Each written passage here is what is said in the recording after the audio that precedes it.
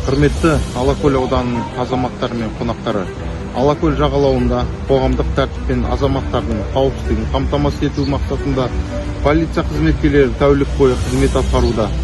Сіздерден қоғамдық орындарда тәртіп сақтауды, заң талаптарын қатаң ұстауды және айналаларыңыздағы адамдардың тыныштығын құрметтеп қарауды сұраймыз. Демалыс орындарда спирттік ішімдіктерді шамадан тыс тұтынуға, қоғамдық тәртіпті бұзуға және құқыққа қайшы әрекеттер жасауға жол бермеңіздер.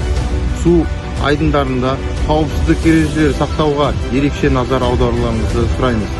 Балаларды қараусыз қалдырмаңыздар, рұқсат етілмеген жерлерде шомылдырмаңыздар және құтқарушы қызмет мамандарының ескертулерін орындаңыздар. Тәртіп шараларын сақтаймыз.